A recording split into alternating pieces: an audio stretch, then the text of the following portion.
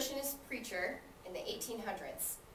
You can either move one slave to safety or recruit more support for the abolitionist movement. While saving one life is extremely important, recruiting more support could save multiple lives. What do you do?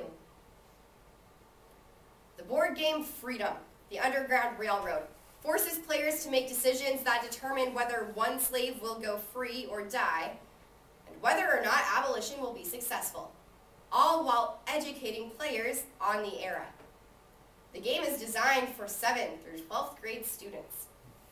Ozzy of September 20th, 2015 points out that although no one tracks the individual sales of educational board games like Freedom, the industry as a whole grew by $150 million last year alone.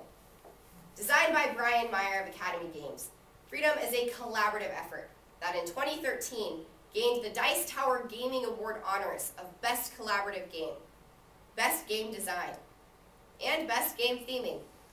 According to a 2011 article in the Learning Key, an education journal, because board games combine kinesthetic and visual learning with critical thinking and cooperation skills, not only do students retain information better, but gain a deeper understanding of the concept the game teaches.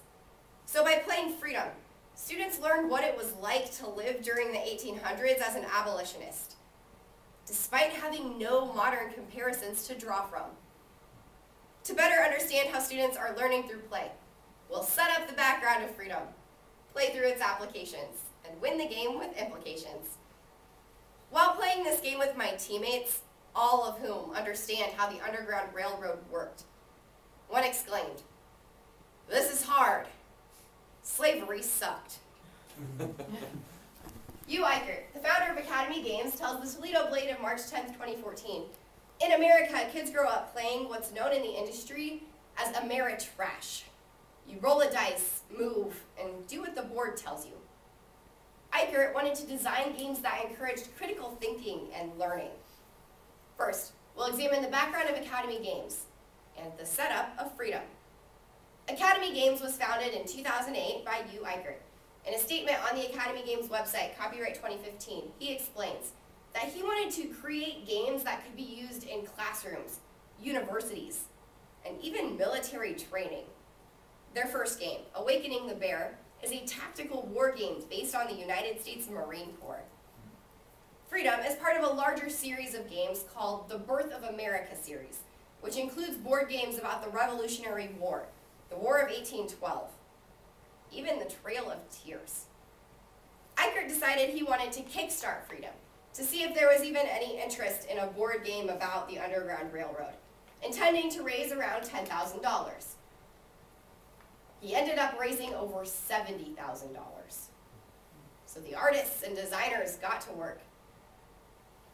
Players of Freedom take on the role of abolitionists, fighting against slavery in the 1800s. Brian Meyer, Hugh Eichert, and their team understood the importance of historical accuracy and sensitivity, to the degree that Eichert tells the Pittsburgh Post-Gazette of March 10, 2014, the artwork on the cover had to be redesigned 4 times before he would approve it. And that says nothing about the effort that went into the game. The slaves are represented by wooden cubes. Slave catchers by multicolored chips. The board is a map of the eastern United States and Canada. Not only must players work together to move slaves off plantations and into Canada, but they must also buy support for the abolitionist movement. The game can't be won until both tasks are achieved. Players take on the role of characters such as the preacher or the conductor, who each have a special ability, such as being able to recruit more support or move more slaves. Eichert designed the game so that it can only be won about 40% of the time, to help players understand the real struggle of the Underground Railroad. Next, we'll examine how the game is played and how it's teaching students about the Underground Railroad.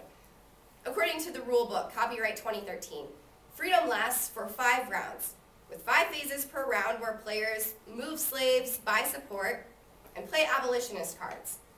Not only do the cards contain actions that directly relate to the game, but they provide short history lessons as well. For example, one abolitionist card features Harriet Tubman, explaining her armed assault on southern plantations that freed hundreds of slaves and gathered supplies for the abolitionist movement. It allows players to move 2 slaves directly off plantations and into Canada with no penalties.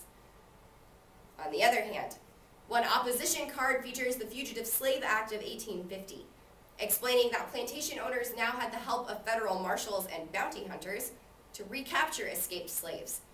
It results in 3 slaves in spots next to slave catchers on the board being captured immediately. Although the history lessons on these cards are short and relatively simple, they allow students to learn concrete lessons about the Underground Railroad while playing a game. Teaching the Underground Railroad can be a tricky subject, but Academy Games has found a whole new way to bind learning and playing. The game comes with an expansion pack for teachers. According to the previously cited Academy Games website, the expansion pack includes a week's worth of lesson plans, background knowledge, and classroom materials to teach about slavery and the Underground Railroad. It even shows teachers ways they can manipulate the game to stress concepts their students struggle to understand. Carol Prinzy, a 7th and 8th grade teacher from Canada, tells the previously cited OZ, "I watched my students' facial expressions change, and they kept asking me, did this really happen?" While playing the game with my teammates, we realized pretty early on that we weren't going to win. But we played through anyway, because it just felt wrong to not at least try to save as many slaves as possible. Next, we can examine implications for slavery education and race representation. Freedom, the Underground Railroad is meant to be played alongside current lesson plans teachers use to explain slavery and the Underground Railroad. However, as the Washington Post of July 5, 2015 reminds us, schools in Texas will now only be teaching slavery as a side issue of the Civil War, rather than as one of its central causes. And Texas isn't alone. As more and more schools begin to erase the horrors of slavery from their lesson plans, freedom, if marketed correctly, could fill this educational void. And this doesn't just apply to board games. For years, video games, toys, and TV shows have represented valuable ways to teach our children. Freedom reminds us that we have the resources and the opportunity to move not only education, but larger conversations about cultural values out of the classroom and into the living room. Second, despite the creators taking extreme pains to ensure historical sensitivity and accuracy, teaching history through a board game presents problems. The players take on the role of abolitionists, using the slaves as pawns. Thus, the slaves have no agency in their own movement along the Underground Railroad. While abolitionists did play an extremely important role in the Underground Railroad, they didn't simply pick slaves up off plantations and move them from one safe house to the next. Forcing players to take on the role of abolitionists strays dangerously into the territory of whitewashing the Underground Railroad. By attempting to teach the Underground Railroad through a board game, the creators may be reinforcing the very cultural ignorance they were trying to prevent. Today, we examine the background of freedom, the Underground Railroad, its applications and implications. Teaching slavery is a tricky subject, but if we are ever to establish a society that is truly equal for all, we must come to terms with the horrors of our past. Perhaps if we as a generation cannot understand the complexities of racism and slavery in a history class, then we too can begin to learn through play.